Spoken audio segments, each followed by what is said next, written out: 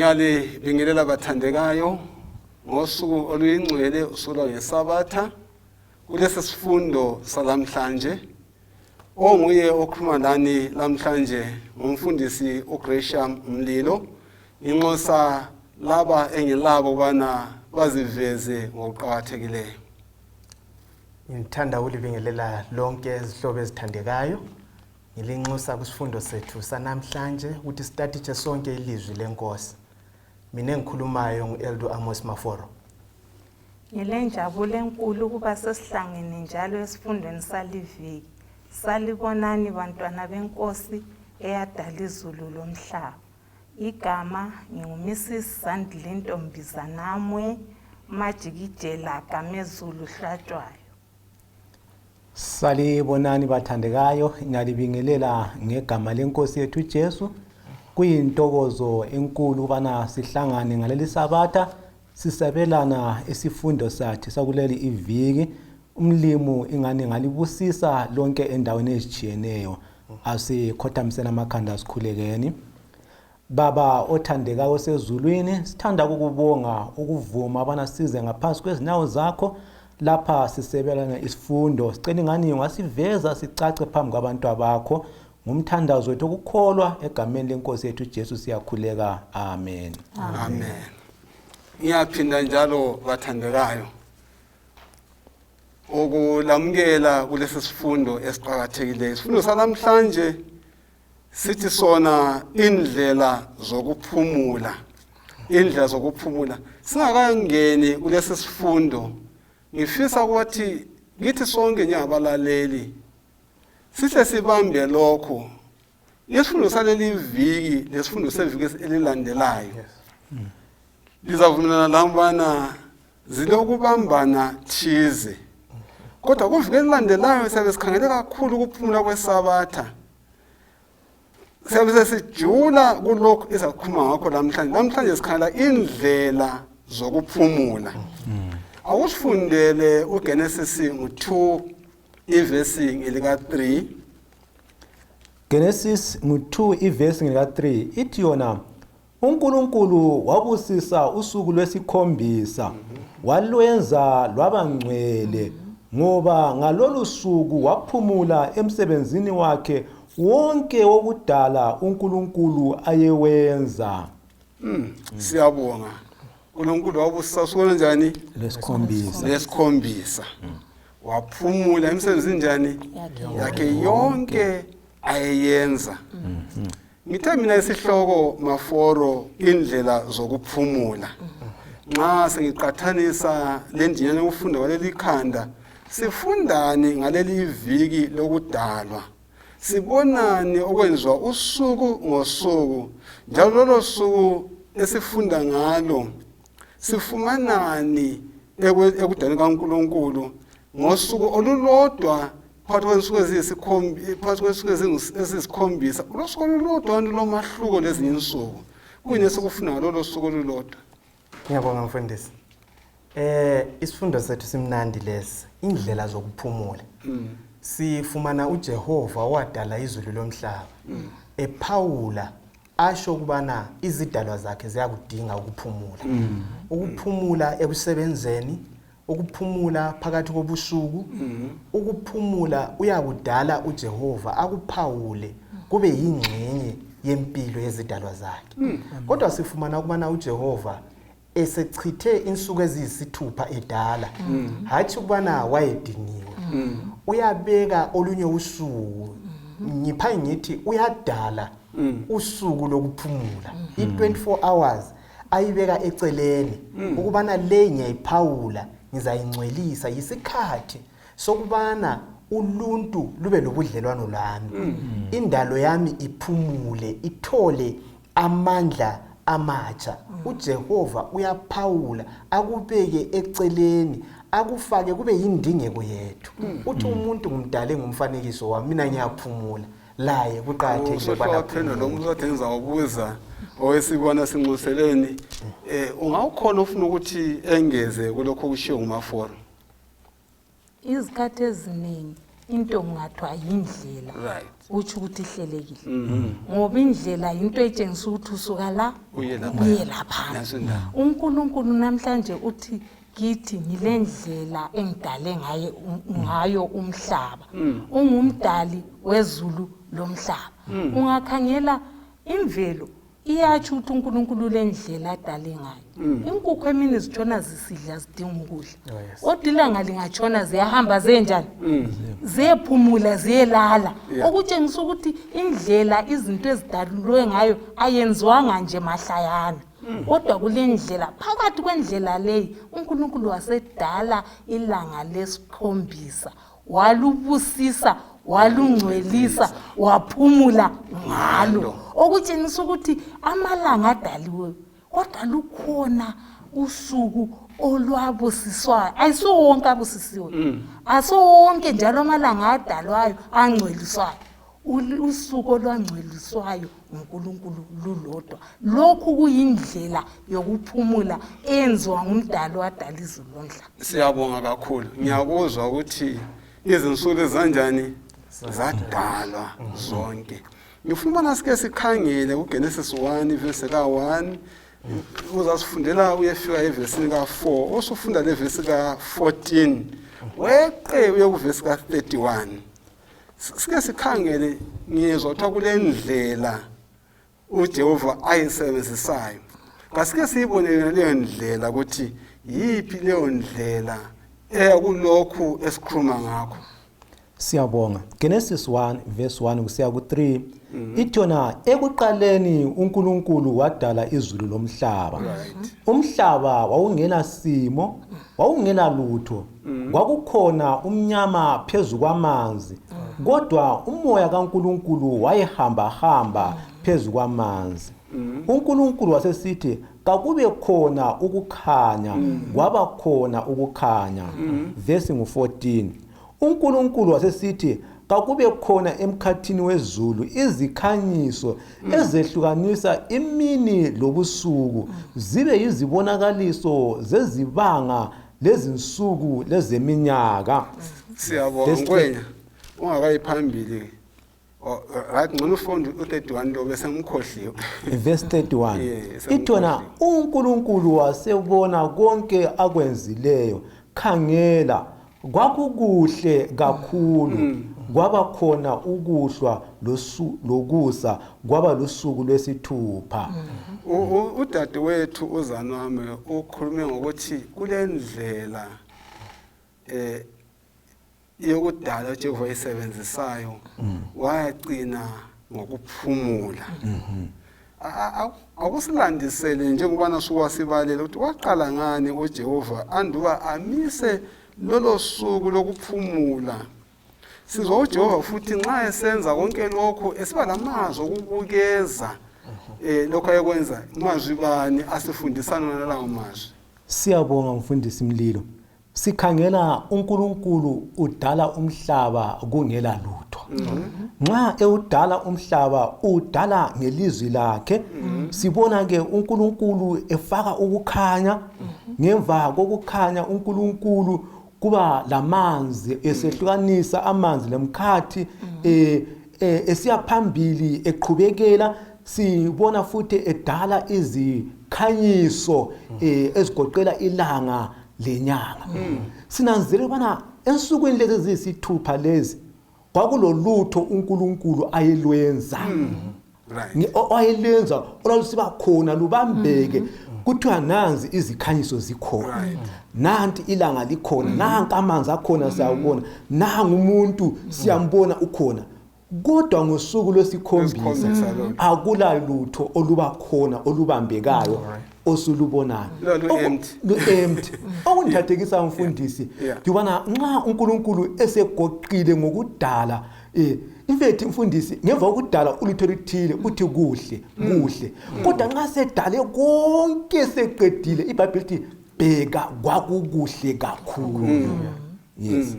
Ngibona umaforo lapha nganisechiseka ubana yes uJehova nguye odalayo isihlobo esithandekayo. nguye ophawulayo. Sike sakhuluma kumaviki adlulileyo sikhuluma ngendaba yobhara ukuthi akulo omunye umuntu ongabharanga ngaphandle kukaJehova. So uthe senzile konke lokho ngivumelani ngithi wasebhara lesabatha walidala waliphawula walibusisa not okwesikhatshana sona leso kodwa kuzizukulwane zonke ezaziza kulandela. So ngenye indlela Maforo uthi uNkulunkulu wenza into zonke ngendlela njengokuthi inhliziyo yami nxa ichaya ayibomba ukuthi pha ithi pha ungabona sisithi pha ukuthi kulento errong ukuthi ungabona sokulosuku olugcinayo lungabusiswanga olungangcelisanga inhliziyo yakho sisithi pha Kukumkhumbuza lokho mfundisi. Indaba yokunye lokho kwadalwayo ukuthi ungakhangela ilanga lelesilike ekhulume ngalo ukuthi laphawulwa uNkulunkulu walidala ngosuku lwesine echo kubana lokhu kuza kukhomba izikhathi hathi ukubana kukhonzwa. Simele sikunanzelele khona lokho ukuthi konke lokho kwadala ungakhangela ilanga lapho abantu abakhonza ilanga sebefake eceleni bethi sikhonza lokho ilanga ladala. Umhlaba kuze kube losuku umhlaba umele ubhode esithi rotation 24 hours sesibandelana ukuthi sibe lomnyaka umhlaba umele ubhode ilanga 365 days. So konke lokho science ivumelana lakho uNkulunkulu ukubana isindaba yethu yokudalwa iqondile ngoba uthi yena lokhu inyanga lenkanyezi ngikufake ngakuphawula ukuze kukhombe izikhathi ukuphawula izikhathi. All right, siyabonga kakhulu. Ufuna ukuthini kulokho? Mina ngifuna ukungezelela kuMaforo khonapho ukuthi Maforo izikhathi eziningi njengabantu asizazi ukuthi singobani. Ngesikhiwa bathi asila identity. Ngoba nxa ule identity kumele ube ukwazi ukuthi uNkulunkulu ngiwadala izulu lani nomhlaba. Sikhonza ubaba osezulwini onguye umnikazi wethu. Onguye wadala izulu lomhlaba wadala ukuthi thina njengabantu sikholise indalo yakho ayikhona ukuthi siyikhonze.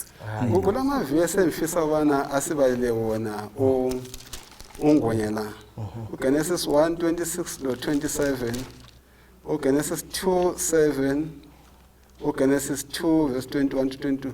Akusibalele uGenesis 1:26 no 27 26 lo 27 ithona uNkulunkulu wasesithi asenze abantu ngomfanekiso wethu basifuze babuse phezulu kwenhlanzi zolwandle laphezulu kwenyoni zaphezulu lezifuyo lenyamazana zonke zomhlaba lakho konke okuhuquzela emhlabeni.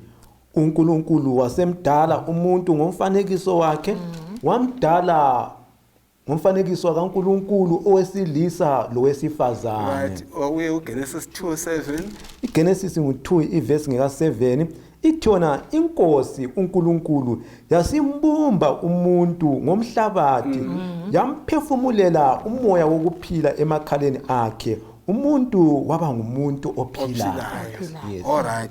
Ufunde uverse ngeka 21 usiya ku 24. 21 iverse ngeka 24 ithi yona inkosi uNkulunkulu yamehlisela umuntu ubuthongo obukhulu walala yasikhupha olunye lwezibambo zakhe yavala indawo ngenyama ubambo inkosi uNkulunkulu ayelikhuphe emuntwini yenza ngalo owesifazane yamusa kumuntu. Umuntu wasesithi lo uselithambo lamathambo ami lenyama yenyama yami uza kubizwa ngokuthi ngowesifazane ngokuba ukhutshwe endodeni. Siyabonga zanamwe ngiyananzela ivesi esiqale ngazo uqaliseni ubona uJehova wathi awube khona ukukhanya waba khona ukukhanya akuhluka awube khona umkhathi waba khona umkhathi awube khona izibane ezinkulu kodwa nxa sokusiza la sibona amahluko bani ekudalweni komuntu masiqathanisa lemvelo kusifundisani khonoko uma sikhalana lamavesi womathathu kusifundisa ukuthi khona uNkulunkulu wayekhuluma ngelizwi konke okunye kwaba khona kodwa kuthe sokufika emuntwini uNkulunkulu wabumba okutshengisa ukuthi uNkulunkulu wayefuna ubudlelwane lomuntu ukuba azibumbele ayenze umuntu abe seduze kwakhe phezu kwakho konke wamenza ayikhona ngomfanekiso wenyinto nje kodwa ngomfanekiso kaNkulunkulu mina ngihlala siba lesimanga labantu abathi thina savele endwangweni nxa ungikhangele ngingumfanekiso kaNkulunkulu ngimuhle kangaka izitho zami zihleleke kangaka sho ngathi ngavele endwangweni yikuphosisa lokho kufakwa nguSathane osefaka igreat controversy kithi ukuthi singavumi ukuthi uNkulunkulu nguyumdali wethu. Ngiyakuthi ubalisa ibala kaDavid ukuthi sidale saba isimanga emzimbeni wethu. Yes kuhle kakhulu lokho. Yes ngiyathathekiswa laphana uNkulunkulu uthena asenze umuntu ngomfanekiso wethu asifuze ngezinye indlela uNkulunkulu wayidinga wayenza okuzaba ngumfuzisela wakhe ukuthi nxa ekhangele emhlabeni ethi nankiyana umfuzisela wami konke lokho okunye wayekhuluma kakube khona kodwa emuntwini sesimbona uNkulunkulu seguqa phansi sebumba sekusebenza izandla kungasebenzi amazwi okunye kungithathekisa umfundisi yikuthi uthena umuntu abuse phezulu kwezinto zonke ezidalwayo akunto azikhonze kodwa njani abuse phezulu kwazo atho ukuthi omunye umuntu abuse phezulu komunye umuntu hayi kodwa umuntu abuse phezulu kwendalo edalwe nguNkulunkulu yikho uNkulunkulu asidalile khona ngendlela uthi sadalwa saba ngababusi ngwenya njalo ngenye indlela uthi wena uNkulunkulu waguqa waphefumulela emuntwini ekhipha umphefumulo kuye ewusakimi okwenza ngibe angisonto nje kodwa kungenza ngicakatheke emehlweni kaNkulunkulu yikho lo makuRevelation ngale nxa subhala nxa esiza uzothatha umuntu amphefumulela wayengakwanisa uNkulunkulu ethi moya vuzwe ngene emuntwini la kodwa kayenzi njalo hayi ngokuqhakathekile uyaguqa phansi ebese khipha okukuye akufake emuntwini siyabonga hayi aseniphambili akusifundele uGenesis 1 verse 31 ithena uNkulunkulu wasebona konke akwenzileyo khangela kwakukuhle kakhulu kwaba khona ukuhla lokusa kwaba lusuku lwesithupha losuku lonjani bathandikayo lesithupha ngengezwa ungwena lapha uthana usuku lunye lala lokhu kulanjani ayekwenzile izihlahla lakho konke usuku lolunto kodwa nxa sefika usuku lesithupha uthi hayi kuhle kanjani kakhulu kwasokuphelele yini konke ayekwenza nazo ukuthi engaphelelanga indalo kaNkulunkulu nxa engaphelanga kwakutheni kuyini kwasokushotile kuleyo ndalo ngiyake mbona abadwebayo laba abadweba umfanekiso angadweba qeda into yakhe ayifake lapha lo mibukeka kanjani ayiphelelanga nxa engakafaki isidindo esithi signature so uNkulunkulu wayesedalile kwaba kuhle kodwa kungaphelelanga ngoba wayengakafaki isignature yakhe isignature yiphi ke lapha maforo yilo isabatha esikhuluma ngalo usuku lokuphumula uJehova aluphawulayo athi ake nisibe nilethuba mina lezidalwa zami lawe uke ume eceleni uthole amandla amatsha ihlobo ezithandekayo owasidalayo nguyotsho njalo uthi asenze umuntu ngomfanekiso wethu yena ngosuku lesikhombisa uyaphumula ukhangelelwe mina lawe ukuthi lathi siphumule ngosuku lesikhombisa namhlanje zanawe longwenya ibirthday yendodana yami yesibili umthandazo birthday nxa lufika lolu suku namhlanje ngasicabanga ukuthi kusasa ukuthi izinyanga zonke lezana wayesesiswini usuku lenyanga wayesesiswini kodwa lolu suku namhlanje waphuma uyabona indaba wabaphandle uNkulunkulu laye umhlaba lo 6 days osesiswini ulokhu ekhipha kancane kancane kodwa ngosuku lesikhombisa wenze njani walufaka eceleni siyabonga ukuzwa lokho Sure. kambe usuku lesikhombisa bathandikazi luyingxenye yendalo na first luyingxenye yendalo na akusitele Maforo usuku lwesikhombisa luyingxenye yendalo Yeah. ngoba indalo njengoba kawathinta udade laphana yayingaphelelanga lungafakwanga usuku lwesikhombisa Alright. luba yisignature lusivezela lusikhumbuze njalo indalo kaJehova lokuthi mina lawe mfundisi asisongozi sadalwa sibona ngesikhiwa abakuthi intelligent design uNkulunkulu yonke into ihlelekile ibekwe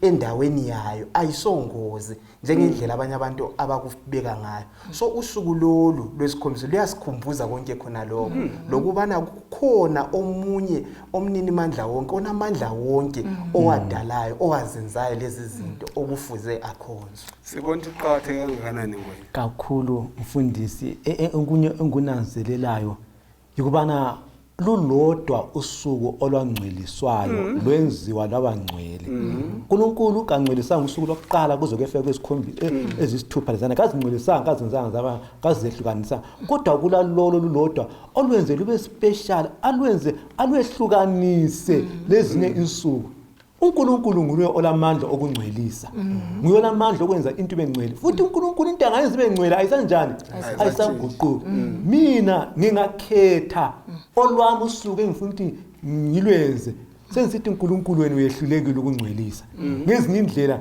nyabe sengizenza uNkulunkulu siyabonga zanamwe nxa siya kweSodus 20 verse nga8 usiya ku11 uzasifundela kusigaba esilandelayo kodwa sicabangeni ngamakhanda iverse awusifundele iverse ka8 kweSodus chapter 20 sithi uNkulunkulu nxa eqala ukukhuluma nabantwana baIsrayeli usebenzisa gama bani alisetshenziswayo khona futhi nxa wayesebenzisa lelo bala kwakutheni kungenxani wasebenzisa lelo bala lithini lelo bala verse ka8 khona kungizela nje ukuqala verse 8 ithina khumbula usuku lwesabatha right naso indaba nanti bala khumbula kwakutheni okwakuqala mfundisi into engikhumbulayo into engiyazi alright ngeke ukhumbule into enjani ongayazi Ongayaziyo. nxa ubhala umhloliso ukhumbula okewanjani wakufunda so nxa kuthiwa khumbula kutsho ukuthi babevele benjani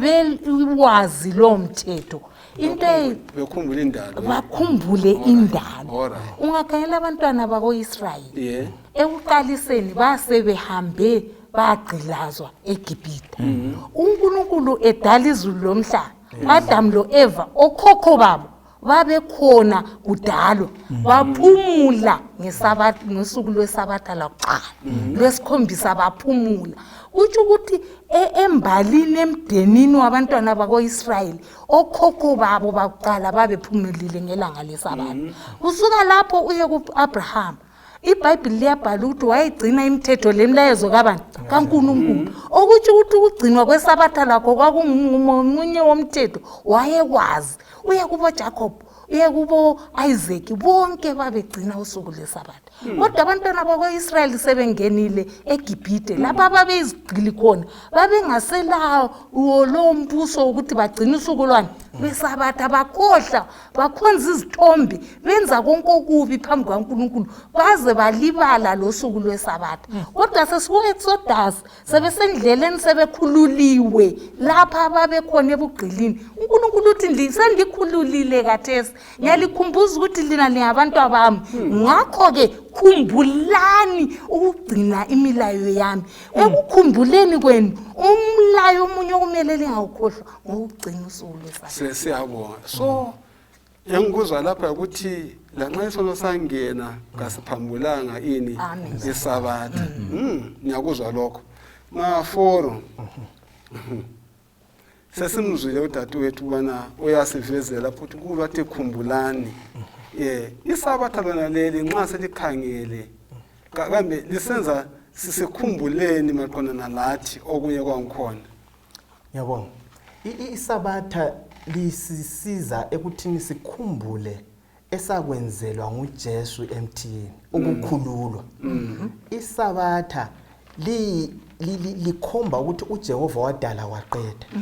Kuyokuthi ngenye Friday uJesu yalenga emthini adale kakutsha abe sephumula ethuneni ngeSabatha. So inkambo yethu nxa sifika kuSabatha siyakhumbula ukuthi besigqilaziwe yisona sase sikhululwa nguJesu. Sikhululiwe balaleli kungabe kuyini okukukhathazayo. Ukhululiwe ngokugcina iSabatha, ukhululiwe ngempela njalo. ISabatha lenzelwa umuntu. uAdam wayengasimjuda, wayengasimHebheru. uAdam wayengumuntu. Umuntu wonke odalwe nguJehova ukhangelelwe ukubana aphumule. Njalo sike sakhuluma kumaviki adlulileyo, sikhuluma ngendaba ye-French Revolution. Ukuthi bazama ukuguqula iviki ibe 10 days. Kuthiwa sebenze njalo ngosuku lwesi-10 babetholakala bedinwe kakhulu ngoba babephikisana lo abadala. So ukuphawula iviki kube yi7 days uphumule kuyakuncedisa ukubana uthola amanye amandla amatsha okusebenza. Siyabonga kakhulu, siyabonga kakhulu. Akusifundele ngwenya Exodus 16 verse 14. Ngizakutshela ukuthi ume ngaphi. Verse 14. Exodus 16 ivesi 14. Wehle nje lawa amavesi amabili amathathu. Ifunda kanje. Ithona ivesi 14. Esenyamalele amazolo kwabonakala phansi enkangala inhlamvu ezincinyane ezifana longqoqwane emhlabathini. Bathi bezibona abako-Israyeli babuzana besithi kuyini lokho ngoba babengazi ukuthi kuyini. uMose wathi kubo kuyisinkwa elinike sona inkosi ukuba lidle. Lokhu yikho inkosi elilaye ngakho yathi ilo lalo muntu kakabuthe okulingene ukudla kwakhe athathe iyomeri ngomuntu abuthe okulingene abantu abasethenteni lakhe. Hayi siyabonga. Siyakhumbula indaba eMana ngithi yokuthi Mana yayidojwa eyosuku olodwa yanele usuku olunjani olulodwa. Lesikhumbula ukuthi ngeFriday kwakudoje isabelo sensuku ezingaki ezimbili. Sigcina lapha uZaname uMaforo besikhumbuza uJehova wathi Exodus 20 verse 8 khumbula usuku olunjani leSabatha wayesekhuluma mathupha. Anduba akulethe lokho Exodus chapter 16. Kulendlela uJehova ayisebenzisayo yokuzamana abakhumbuze. Yiphi leyo ndlela ngwenya ongasipha yona? Siyabonga mfundisi. Sinanzelela ukubana uNkulunkulu ubafundisa iSabatha engakafiki emthethweni elithume engakabanike umlayo. Ngokokuqala esikufunda ukuthi iSabatha umlayo ungakabi khona, iSabatha libe khona. Siyafunda ukubana ubanika imana yayiphekwa ezulwini iyehle iye phansi. Kuthi ngensuku bebuthe okubalingeneyo. Kwakusithi kungalalo kwinto lokhana ngosuku elandela kuvuke konakele. Kodwa uthi ngolwesihlanu kulungisela iSabatha uNkulunkulu ebalayo ukubana bedobho okuphindwe kabili. uNkulunkulu enze isimanga esikhulu ukubana ngeSabatha kuvuke kungonakalanga. Zihlobo zami ezithandekayo ngifunda okumangalisa ngoNkulunkulu. Ungafunda iBhayibheli ivesi efana ithona ngosuku lweSabatha amahlongandlebe aphuma esiyadinga kodwa akuswela. NgeSabatha uNkulunkulu kenzanga lutho. Endalweni nxa sikha sibela back ku creation lapha. Day 1 kwakulolutho. Day 2 kwakulolutho. Kodwa day 7 kanjani? Yikho sibona ukuthi ngeday ngemana sithola kungelani?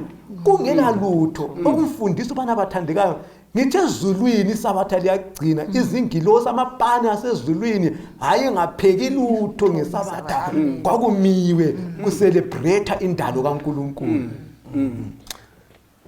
Maforo kulabantu abangamaKristu laba futhi bangamasala akholelwa ukuthini umhlaba lo wazivelela. iSabatha litshengisa njani ukuthi limfundiso yokuzivelela kwemvelo lenkolo yensali ngesikhombisa akuvumelani na uma ngithathela kulokho akutshoyo ukuthi uNkulunkulu uyabakhumbuza esebenzisa imana ukuveza ini isabatha lakhe. Yes. Emthethweni khona phana ungalalela amazwi asetshenziswayo. Kuthiwa ugcine usuku lwesabatha ngokuba ngesuku eziyisithupha. Right. Wadala. So khona kuhle kusitshengisele sobala ukuthi hayi into lezi azizivelelayo ukhona owadalayo kulesandla esingemuva yena lo owadalayo nguye omele akhonzwe. Ungaya kusambulo ngo14 indaba efanayo iyabuya ukuthi hayi ake ngikhonze lo wadalayo. So ukuthi silandele okunye okungayisikho ukulapha siyabe siyalahleka. Asilaleleni owasidalayo ngoba leli indaba le iphakathi komthetho esingayithi ikhomani. Yena lo wasidalayo nguye okwaziyo ukuthi hayi uphelelwa ngamandla lapha yenza lokho. Ake nisilaleleni kuza sihambela ko. Yeah. Abantwana bakwe-Israyeli behamba besenkangala. uNkulunkulu wabanika izipho ziningi izipho ayebanikezwa kodwa ngikhangele isipho sobukhona bakhe ukuthi ngelanga babembona uNkulunkulu ngiyeze labathungaye ebusuku bebona umlilo obathungaye. Konke lokhu kutshengisa ukuthi uNkulunkulu wayelabo njalo ngakhangela wabatshengisa indaba yokuhlengwa wabapha indaba yesantshwana ukuthi abatshengisa ukuthi hayi lizabe libulala imvu kodwa kulemve njani ezayo nguJesu ezabuya izothethelela izolo njalo kuko konke wabapha lokudla njengoba dusitsho okutshengisa uthando olunganani lukababa owayegcina abantu bakhe phezukwakho konke wabanika isabatha njengesibusiso. Lathi namhlanje siphila sisenkangala sihamba sekhaya ezulwini kodwa uNkulunkulu ofanayo oyihamba labantwana bakwa-Israyeli uhamba lathi namhlanje yikubona sibubona ubukhona bakhe. Ungasinkulunkulu ngase yaphila ngecorona ekhona le ungasinkulunkulu ngase siyaziwa na ukuba singabantu ungasiJesu wasifele esiphambanweni ngasi yizoni eziya ukufa zibhidliswa nguSathane kodwa ngenxa yokuthi uNkulunkulu uyasithanda wathi kulezi zipho endinika zona lesipho sesabatha nyalinika phumulanini ngosuku lwesabatha okutshengisa ukuthi thina sikhonza ubaba osinakekela. Siyabonga kakhulu wathi lesipho sabatha njani yanika phumula futhi sikhangele lezinye izizathu zokuphumula esinjani esiziphiwayo lapha eBhayibhelini. Akusifundele uDeuteronomy chapter 5 verse 12 usiya ku15 siqhathanisa lo Exodus ngo20 verse 8 usiya ku11 ithona lapha chapter 5 uDeuteronomy verse 12 ithena gcina usuku lwesabatha ulwenze lube ngcwele. Right bamba khona kungabusaye phambili funda Exodus 20 verse 8 Exodus 20 verse 8 ithona khumbula usuku lwesabatha. Sisiyabonga nxa silalela amazwi la maforo uma uqhathanisa Exodus 20 verse 8 kusiya ku11 loDeuteronomy ngo5 iverse ka12 kusiya ku15 kulamahlobo bani kundlela isabatha elibekwe ngayo eBhayibhelini na njalo futhi iExodus isifundisani isabatha lesifundisani? Ku-Exodus uyasitshela uJehova ukubana wokukhumbula ngabantu abakhumbuzayo bebathinta kade sebekhohliwe. Ubuye ngaku Deuteronomy abesesithi wogcina sebatshela ukuthi hayi sengikhumbuzile khathesi selimele ligcine ngale belimele likhumbule ngoba yimi engadalayo wenza njengaba awake wabatshela sebekhohliwe sephinda njalo. Khathesi kabagcine ngumthetho lo isabatha lisilungele. Omnye umuntu uyamkhangela even i-physical appearance ukuthi hayi lo muntu ushota ukuphumula ushota isabatha abale sabatha bayakhanya even ubakhangela lobuso babo ukuthi hayi kulobungcwele thize kulokuphumula kulamandla thize abawatholileyo kumdali wabo. Na okunye engunanzelela lapha ukuthi ababetshelwe kho ukuthi khumbula ngabadala baphuma ngaphi kunjani eGibhithe. Labadala laba ingqondo zabo lenhliziyo zabo njani zakwalokhuna ulandela yonke intando kaNkulunkulu bahlala behlamuka kanti abantwana babe kunanzela lokho kwezinto futhi bengaphilanga kakhulu eGibhite yibo yabo kanjani ugcina wavile into esitshelwa abazali babo ngaphambili nayithi siyakubongela lokho bengibuze umbuzo othi wona i-Exodus yona vele yona ichoni imeleni yes i-Exodus imele uhambo lwethu sisuka esonweni sisiya eKhenani ekusindisweni sihlobo ezithandekayo besisebugqilini kumbe ngithi sisebugqilini iningi lethu uma singavuma uMesiya asikhulule oyemelwe nguMose asikhulule asinikeze njalo umthetho wakhe sihambe ngawo siyaba ngabakhululekileyo impela Maforo enye into itsho ukuthi khona ngezinye indlela thina sigqilaziwe yisono yes into kuphela engasikhipha ebugqilini besono ukuba silandele imithetho kaNkulunkulu ngoba nguye okwanisa ukuthethelela isono so isabatha izasenza sikhululeke ebugqilini besono sisile njalo sisiliswe sibe lemzimba ethwa iphelele ngenxa yokuba silandele imithetho kaNkulunkulu elizikhathi eziningi mfundisi uyabezwa abantu bethu hayi isabatha lelo hayi labethelwe siphambanweni kwathini ngihlala sithi abantu singayibala kuhle iBhayibheli silandele izithembiso zikaNkulunkulu ngobuthembekile siza kunanzelela ukuthi uMosi wahamba entabeni waphiwa ibhuku lemlayezo ibhuku leli wathwala ifake eceleni komthokotsho wesivumelano kodwa uthe sephiwa amatshe omlayo wathiwa afake phakathi into eseceleni ibhuku lemlayo yayiconstitution constitution iyatshintsha phela eZimbabwe eyayikho khona 5 years ayisikho yikho khona khathesi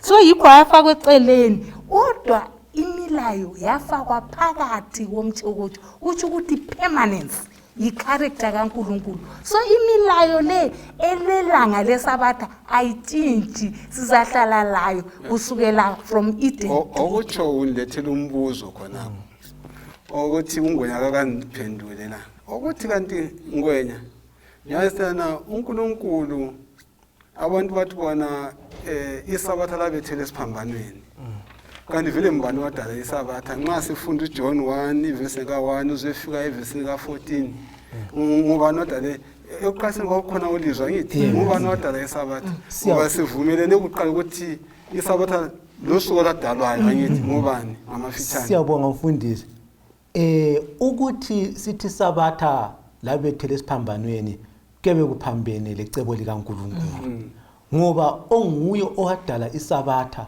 nguye futhi owabuya wazosihlenga uJesu Kristu onguye othina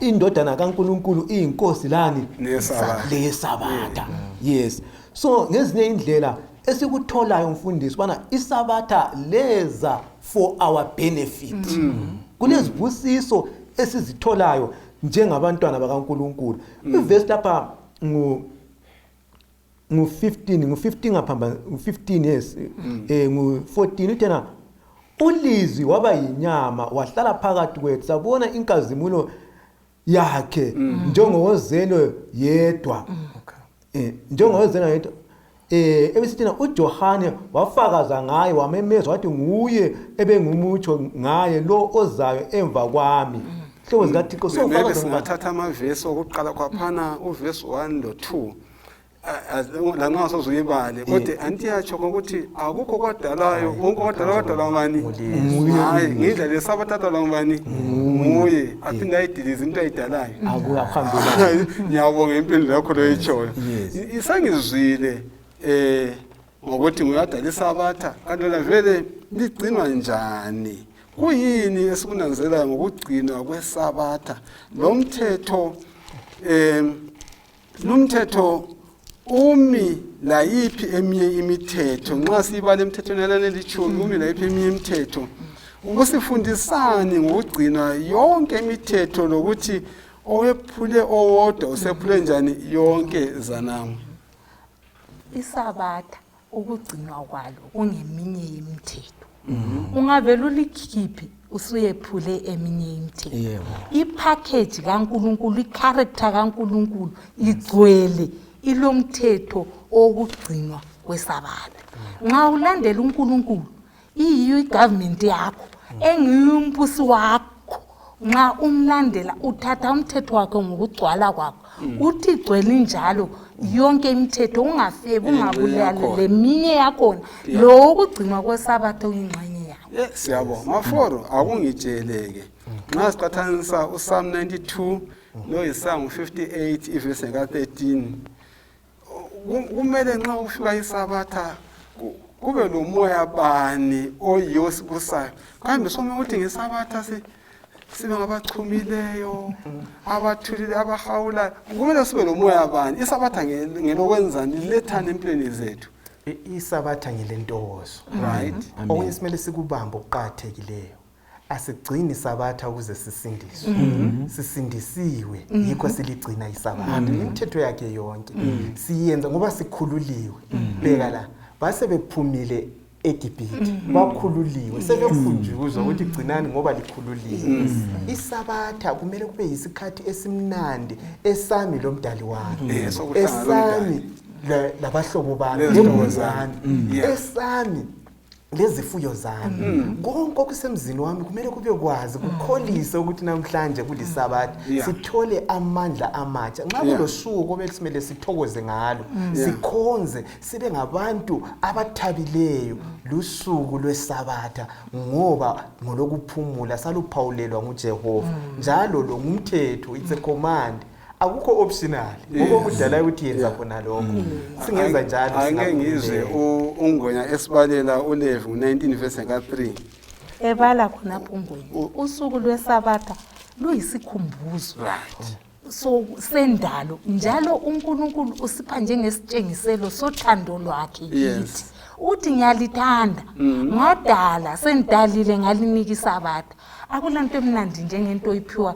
isikhumbuzo isipho nxa uthandana lo muntu angakuphi token hey uzula uqumbaqumbiwe asizuzweni siqunjaqunjiwe ngesabatha siyahlangana nomhlobo wethu onguJesu right ithona uLevi ngo19 verse 3 wonke umuntu kahloniphe unina loyise gcinani amasabatha ami ngiyinkosi uNkulunkulu wenu siyabonga bengikhanga ukuthi eziphezulu izindlela zokugcina kanjani kwesabatha noma ngubani ongamphendula lapha ngabafitshane kakhulu bese sikhuleka uthinta ziphi izinto ngokugcina kwesabatha na uLevi 19 verse 3 uma sizwisise ngendalo ngosuku lokuphumula silesi sikhuthazani ngoKristu njengamaKristu na ngamafitshane okuqhatheleyo esimele sikwenza esikukhuthaza la indaba yobudlelwano lezihlobo zethu labazali bethu lendalo kaJehova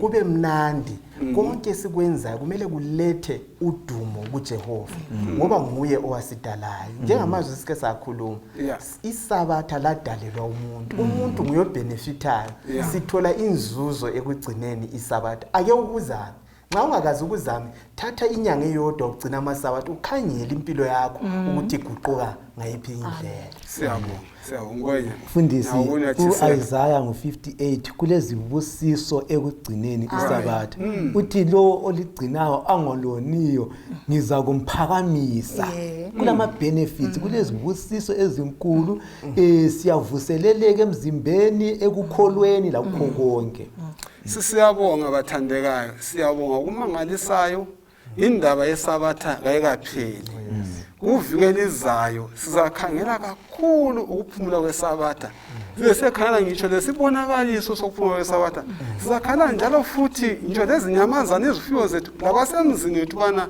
baphatheka kanjani ngiyanxusa ke zihlobo kubana lesi sifundo sesabatha siqhakathekile kasihlanganeni kuvikela izayo ukuze singene sijule udaba lesabatha ngizanxusa ke ubana sigona amakhanda basikhulekele abazalwane asikhulekeni isihlobo esithandekayo baba sezulwini siyabonga ithuba osinikeze lona ukubana sixoxe ngendaba yesabatha siyakwazi umubi kayithanda ukubana ixoxe ngayo indaba yena le sicela bana isifundo sona lesi samukeleke bese siphila sonke abantu abadalwa nguwe sibekwazi ukuthi isabatha lenzelwa thina ladalelwa thina.